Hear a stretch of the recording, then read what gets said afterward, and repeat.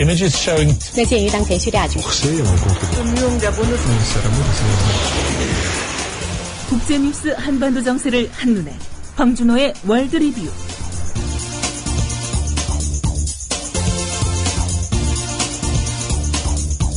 네, 지구촌 소식 알아보는 시간입니다. 밤새 어떤 뉴스들 들어와 있는지 국제뉴스 전문 캐스터 황준호 기자와 함께 알아보겠습니다.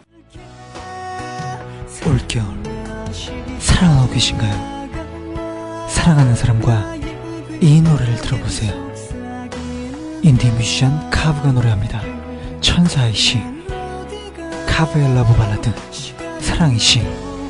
각종 음원 사이트에서 CARVE 카브를 검색하세요.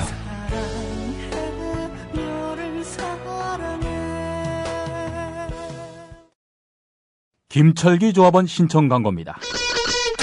국민TV와 함께하는 핸드폰 쇼핑몰 T3010 조합원에겐 최대 27만원까지 할인해드리며 판매금의 일부는 미디어 협동조합 국민TV에 후원됩니다.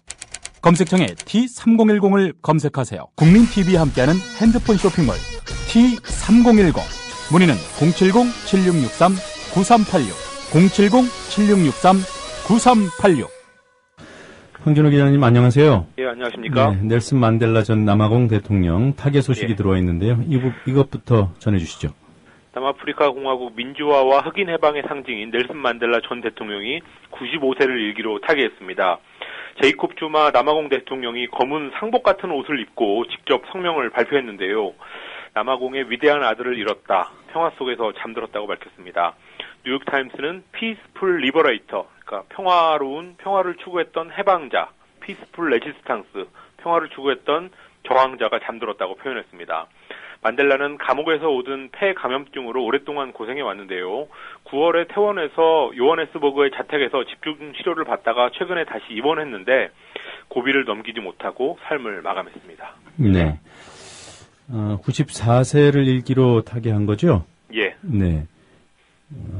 그 만델라의 생애 1918년에 태어났나요? 그 이후에 1918년이면 95세입니다. 95세가 맞군요. 예. 네. 어떤 삶을 살아왔는지 간단히 좀 정리해 주시기 바랍니다. 1918년 남아공 동남부의 운베조라는 곳에서 마을 족장의 아들로 태어났는데요. 남아공 백인 정권의 아파르테이트 흑백 차별 정책에 맞서서 아프리카 민족회의를 이끌면서 투쟁하다가 투옥돼서 27년간 옥살이를 했습니다. 그렇지만 남아공의 백인 정권은 국내의 저항 그리고 국제사회의 압력 이런 것들로 더 이상 아파르테이트를 유지할 수 없다고 보고 1990년에 만델라를 출소시키고 아프리카 민족회의도 합법 조직으로 인정했습니다.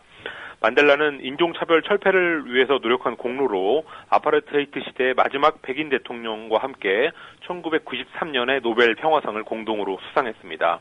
그리고 이듬해인 1994년에 남아공 최초의 민주선거를 통해서 첫 번째 흑인 대통령이 됐고 이후에 진실과 화해위원회라는 것을 출범시켜서 청문회에서 잘못을 고백한 백인은 사면하는 이런 식으로 흑인과 백인의 평화로운 공존을 도모하는 용서와 화합의 지도력 이런 것들을 발휘했습니다. 네, 국제적인 추모가 있겠군요. 예, 만델라는 용서와 화합의 정신을 실현한 정치인이라는 점에서 국제사회에서도 존경을 많이 받아왔기 때문에 국제적인 추모 움직임이 있을 것 같습니다. 공개석상에서 모습을 드러낸 거는 2010년 남아공 월드컵 대회가 마지막이었는데요. 아쉽게도 이제는 역사 속으로 사라지게 됐습니다. 한국과의 인연을 간단하게 말씀드리자면 2번 한국에 방문했었습니다. 네. 김영삼 대통령 때 정상회담을 했었고 그때는 같이 대통령을 했으니까. 네. 그리고 김대중 정부 때는 만델라 대통령이 퇴임 후였는데 김대중 대통령이 직접 초청을 해서 국빈급 예우를 했습니다. 김대중 대통령은 만델라의 자서전 자유를 향한 머나먼 여정을 1995년에 직접 번역해서 출간하기도 했었고 또 퇴임 후에는 국제사회에 어떤 문제가 있을 때면은 같이 만델라하고 같이 공동성명을 낸 적도 몇 번 있었습니다. 일화가 하나 있는데요.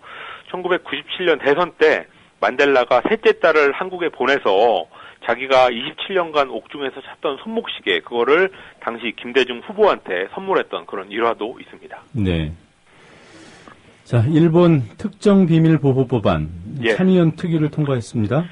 일본 참의원 국가안전보장특별위원회가 어제 특정비밀법 제정안을 열린여당인 자민당과 공명당의 찬성으로 가결했습니다. 이제 참의원 본회의 통과만 남겨두고 있고요. 오늘 아마 처리될 것으로 보입니다. 유엔 인권대표까지 우려를 표하면서 아베 정부가 좀 조심스럽게 접근할 거 아니냐 이런 예상도 있었지만 그런 예상을 깨고 밀어붙이는 쪽을 선택한 것 같습니다. 특정비밀보호법은 국가안보와 관련된 정보가 비밀로 지정되면 그 비밀을 공개하는 공무원을 10년형 이상 중형에 처할 수도 있게 해서 국민의 알 권리를 제한하는 법이라는 평가를 받고 있습니다. 그러다 보니까 위안부 망언을 일삼고 있는 일본 유신회 같은 그런 극우 정당들까지도 반대 입장이고 어제 표결을 거부했습니다. 반대 진영에서는 역사에 남을 폭거라고 했는데 일본이 우경화로 가는 길에서 민주주의 국가의 기본 원칙마저 버리고 있다는 평가를 받고 있습니다. 네. 네, 시진핑 중국 주석하고요. 바이든 예. 미국 부통령 어제 북한 핵 문제에 대한 얘기를 좀 했습니까?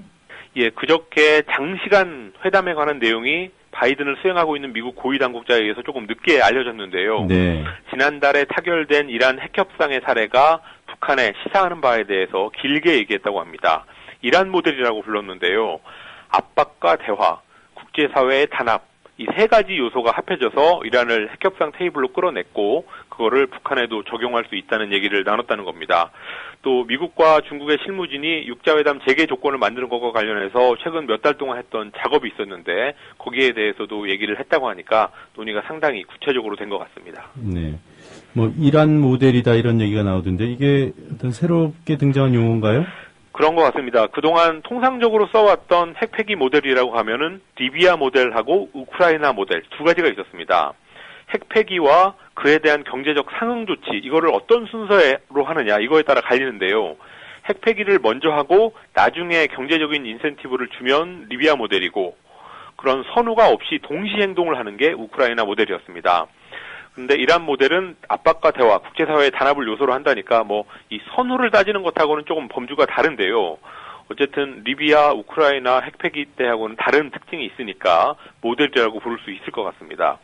그렇지만 이란 핵 타결의 가장 두드러진 특징을 꼽으라고 하면 그 어떤 핵폐기 사례보다 미국 정부의 강력한 의지가 있었다는 점이니까 북핵에다가 이란 모델을 적용하려면 바이든이 미국에 돌아가서 우리가 좀 더 움직여야 된다라고 대통령을 설득하는 게 더 중요한 것 같습니다. 네. 중국의 반공 식별구역에 대해 미국에서 나오는 목소리들이 좀 달리 있습니까? 예, 바이든 부통령이 시진핑 주석을 만난 직후에 했던 말을 보면은 시진핑 주석이 강경했고 바이든은 신라와 평등 이런 말만 강조했었습니다. 그래서 이 반공식별구에 관한 이견이 해소되지는 않았지만 미국이 확전할 의도는 없다는 태도를 보였다. 이런 해석이 주로 나왔고 저도 어제 아침에 그렇게 전해드렸습니다. 그런데 어제 이후로 조금 다른 말들이 미국 쪽에서 나왔는데요. 바이든이 베이징에서 어제 미국 상공인들을 만난 자리에서 미국을 포함해서 지역에 심각한 불안을 초래한다. 이런 말을 했습니다. 또 한편 미국 쪽에서는 국방장관과 합참의장이 동시에 반공구역 자체는 문제가 아닌데 일방적이고 갑작스럽게 선포됐다는 게 문제다라는 말을 했고요. 또 하루 지나서는 백악관 대변인이 일방적인 도발 행위다. 또 인정할 수 없고 용납할 수 없다. 이런 식의 강한 표현을 썼습니다. 네. 자, 발언 수위가 점점 높아진 것 같아요. 예, 시진핑 바이든 회담의 결과를 보고 미국의 기류가 강경적으로 바뀐 건지 아니면 원래부터 미국이 강경 입장을 가지고 시진핑 바이든 회담에 임했던 건지 이거 조금 혼란스러운 상황입니다. 지금으로서는 판단하기가 쉽지 않고요. 어제 저녁에 한국에 왔는데 박근혜 대통령을 만나서 어떤 얘기를 할지 또 미국에 돌아간 후에 어떤 행동을 보일지 이런 것들을 좀 종합적으로 봐야 될 것 같습니다. 예. 자, 중앙아프리카 공화국이네요. 예. 수도에서 교전이 벌어졌어요. 중앙아프리카 공화국에서는 지난 3월에 내전으로 이슬람계 반군이 정권을 장악했는데요. 수도를 장악했는데요. 어제 수도 반기의 곳곳에서 반군한테 정권을 뺏겼던 전직 대통령을 지지하는 기독교계 민병대가 공격을 감행해서 교전이 벌어졌습니다. 그래서 최소 100명이 사망했다고 외신들이 보도했습니다.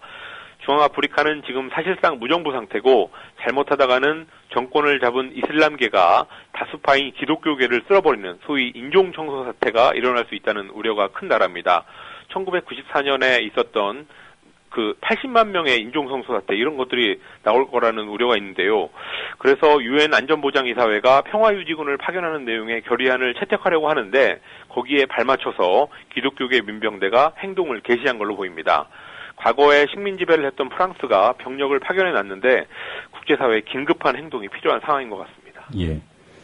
자, 미국 국가안보국 NSA. 예. 이 NSA의 감시 실태가 또 드러났어요. NSA가 하루에 약 50억 건씩 전 세계인의 위치 정보를 수집하고 있다는 의혹이 제기됐습니다. 워싱턴 포스트가 전직 CIA 요원 스노든이 폭로한 기밀 문서 그리고 미국 정보 당국자들의 인터뷰 이런 것들을 토대로 보도했는데요. 국가안보국이 세계 어디서든 휴대전화 이동 경로를 추적하고 사용자 사이의 관계를 파악할 수 있다고 전했습니다. 어떤 감시 대상자 A라는 사람이 있다면 그 사람이 길에서 마주치는 수많은 다른 사용자들의 휴대전화가 기지국에 보내는 위치 정보 이것을 분석해서 그 사람이 A에 대한 협력자인지 아닌지 이것을 파악하는 방식입니다. 해외여행을 떠난 미국 사람들이 정보 수집의 대상이 됐다고 하니까 우리가 길에서 흔히 미국인들과 미국 여행객들하고 스치기만 해도 그런 분석이 되는 거니까 이게 남일이 아니라는 걸 알 수 있습니다. 네. 자, 오늘도 다양한 소식 잘 들었습니다. 고맙습니다. 감사합니다.